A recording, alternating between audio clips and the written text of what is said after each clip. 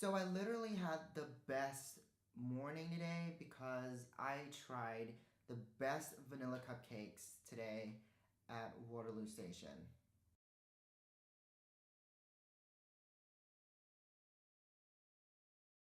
Hi, I'm Theodore and welcome back to my channel. If you're new here, welcome. So one thing about me is that I love photography and I really got the chance to further this part of my creative slash artistic interest. Really, from before my A-level, I had the opportunity to actually pursue photography during my A-levels, which I did. And so for those of you who don't know how it works here in the UK, your A-levels are actually divided into 2 years. Your lower sixth and your upper sixth years. I'm not sure if it's the same wherever you are. And you pick subjects that are then divided over those 2 years. So during my AS level, which is like the first half of your A level, I did photography and I concentrated on composition and architecture. Because frankly, I am not comfortable with taking photos of models. I just don't like the idea of telling people what to do. That's a very funny thought for you. Just remember that. I'm not comfortable telling people what to do in terms of photography, in terms of how to stand, in terms of what to do with their faces. I am just thoroughly uncomfortable with that. So I just thought, might as well just concentrate on the still life and things that really don't move. Makes everything easier. So for my A2 level, I did two projects. One for my coursework and another for my exam work. I'm not too sure how they differ. I think they're assessed the same way. And for my coursework, I did British architecture because once again, I hate things that move. I hate telling people what to do with themselves. And for my exam work, I did night as my theme. For that, I had a couple of modeling work for people, and which I'm going to share with you today. So I just thought it would be very interesting if I went back through my work to critique how I did things back then and how I would do things differently, and to see how I've grown as a photographer. I really don't like saying that. How I've grown as a photographer. It's very uncomfortable for me. I mean, do you guys relate? No? Okay. So I have all my work here. I'll just pick them up panel by panel, and yeah. The first few panels of work, I guess, that I did for my coursework is basically, it was inspired by this, I forgot his name, and he literally took photos of famous places as individual shots and then piece them together digitally. And that's what I did. I did of Buckingham Palace and Westminster, the Palace of Westminster. This is what they're like. I just want to cover a few details right down there. This is what it's like. I don't really have anything to say about this, basically because I've never done work like this, nor have I done work like this since my my A2 year. I really like them. It gives like a new perspective on these locations for me. I mean, I kind of see them very often now that I'm living in London, but it's just great to see them in a different perspective. This is the second panel from it. Buckingham Palace and the Palace of Westminster, that one. So we have like a connecting shot, and basically, the photographer we're basing our work off, they would have a piece that we're kind of basing ours on, our mini project. And I think for this guy, it was the lower one, that one. I think I kind of replicated it pretty well. I think that's my humble opinion, and I'm very humble, as you know. So the second, the second panel, I think this is the only one, probably, maybe, I don't know. The second panel was taken in Trafalgar Square. It was a really fun experience. That is, these are the photos that were picked out. I think that's the connecting shot. I think in retrospect, I think the blue tones in this one are a little heavy. I think in the original, I think it's by Helmut Gernsheim, probably that name still resonates with me for some reason. Um, Basically, I think I went overboard with the blue tones here. It was more gray, I guess, in that photo, but I thought it would be fun to just up the blue, and I really can't see in my sunglasses. Honestly, the this panel kind of resembles my work nowadays, except I have really toned down on the blue. I really enjoy the teal and blue look. I know it's overdone to death. I know a lot of people do that, but I find it very just visually pleasing. Because the teal and the orange are complementary colors and they look great together. So a lot of my work now really feature that. Yeah, that's how I think I've changed in terms of this panel. Well, the next one is basically, I think, I don't remember what the connecting shot was. No, I probably do. The connecting shot might be that one. This is, I want to say Admiralty Arch here in London. Might not be. Yeah, I'm pretty sure that's the connecting shot. I think the idea here was archways and arches. And I really, really love arches because of the curve of the buildings. They just look great in photos. It's very hard to actually mess that up, and that's not why I like it. I mean, I like it because it's very artistically and visually pleasing. I think the final photo that I think summarized the first project, British architecture, really well, and the one that we picked was that one.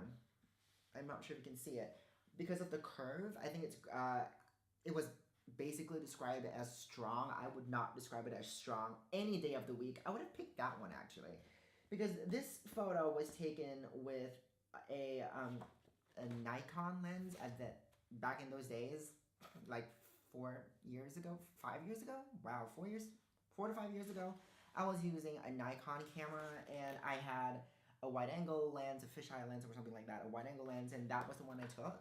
And it reminds me of something, and not to like pat myself on the back or praise my own work, but it was very like something National Geographic would have in their magazines. I just really loved it. I think also carrying on from that previous Helmut Gernsheim panel.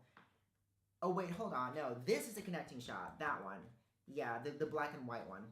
That, like I said, it's supposed to appear a little gray, and that was a connecting shot. This panel was one of my favorites because in the original photos, there was like nobody in the frame. It was just nobody. And it's very freaky for me when you see London with no one in the middle of the day. Like, you would think apocalypse, end of the world, World War III kind of scenario when there's actually no one about. And it's very hard, nay, impossible to do that in the modern day, obviously, because like I think Gernsheim was like a 20th century photographer, or maybe 19th, I'm not sure. Yeah, so it was impossible, so the best thing I could do was just make it black and white and be as accurate as I can in how I took the photos. In terms of composition, I'm not displeased with it. I kind of do things the same way now, except I have a different approach to editing black and white photos. I like to make sure that everything is evenly exposed. I don't have crunching blacks and I don't have blazing whites. If you are like a photographer and you use Photoshop or Lightroom, you know what I'm talking about. Yeah, and I don't just desaturate the photo to black and white. I actually use an adjustment layer called black and white, and I think that is much more easier to control than just desaturating the entire photo. So the next panel is actually a mix between Buckingham Palace and St. James's Park. They have gold ornaments around the park and around the palace. I think the idea with this panel was close-up ornamental designs, and it was really good. It was really great. It was actually quite easy because I had a telephoto lens, so I didn't have to be so close. So I could stand at quite some distance. The only issue with these two panels is that because of the gold and the clouds and the sky and everything, there was a lot of risk with burnout, and I wasn't too familiar with how to work around burnouts at the time. Um, but these turned out quite well, except for sometimes like the sky, like in that photo, the sky in the background was like white, it was whited out, and I can't really see anything. But that was not a problem because my main goal, my main focus was the royal coat of arms on the gates, and that was easily done. Yeah. Okay, so the next one is again one of my favorites. This is a black and white shoot.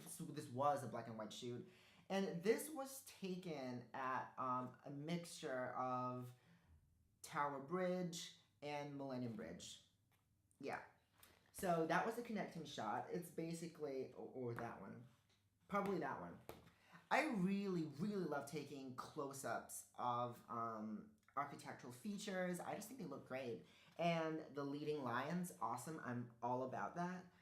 And as you can tell, like the lions are very strong in this piece, in this panel.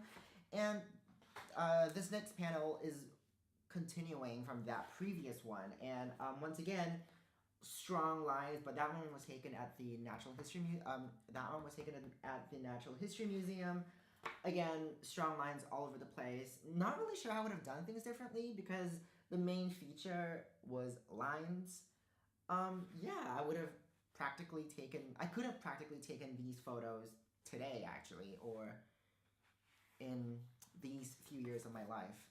So yeah, no change on that one. All right, so that might have been it for the coursework, British architecture. So now we're moving on to my exam work where, just to recap, my theme was night.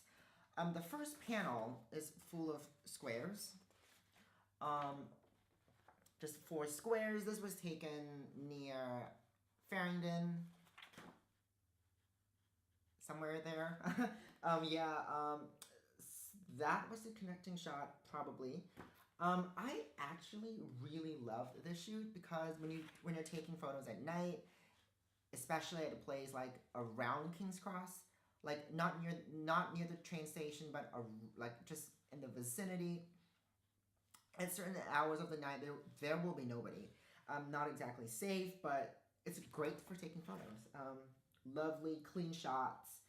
I would not have the patience to do this today. Like, I would not willingly go out at night and take photos. I only did this because of my exam. Oh, more square pieces from the night shoot. Lovely pictures, in my opinion. They actually turned out really well. Like, nowadays, when I'm producing prints, I really have to adjust for the printer. I have to make sure that what I see on the computer matches what I want to see on the paper. But back then, it was like, I don't have time for this crap. I'm just gonna edit it on Photoshop, print it out. But these turned out quite okay, though. I should have really rethought the sunglass thing. Oh, one of my favorite shoots. Light trails, but this was out and about in Westminster. This was from Trafalgar Square. You can't really see it on the camera, I think.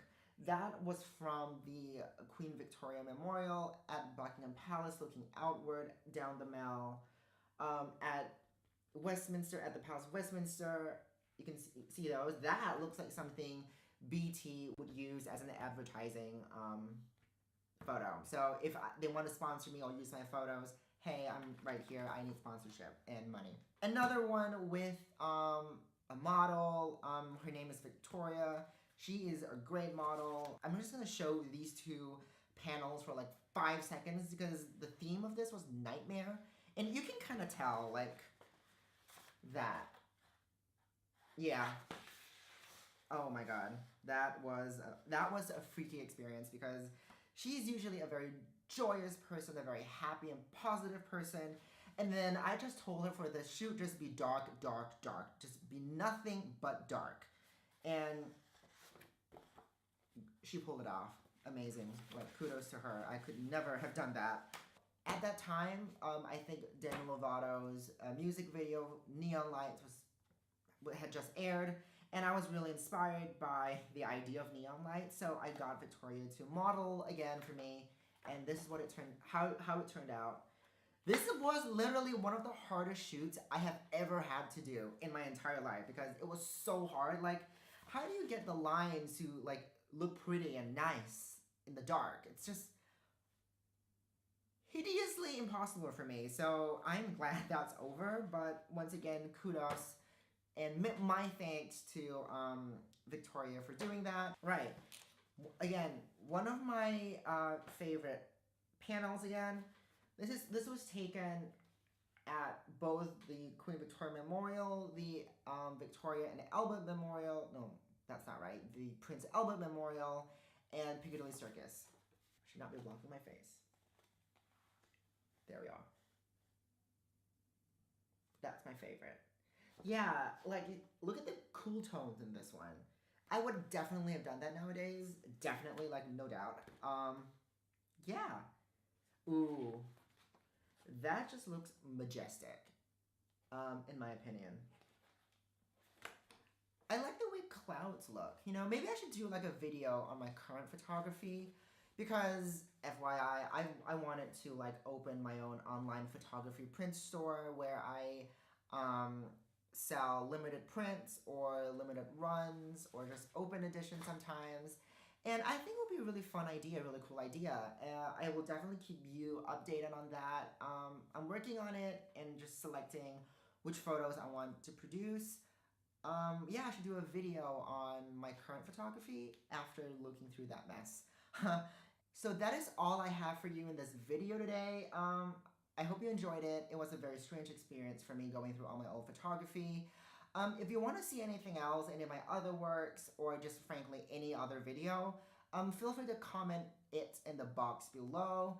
I have included a few of my social media links also in the down bar. Don't forget to give this video a thumbs up and subscribe if you haven't already, and turn on your notifications to be notified every time I upload an interesting and cool video. And so until the next time I see you, bye!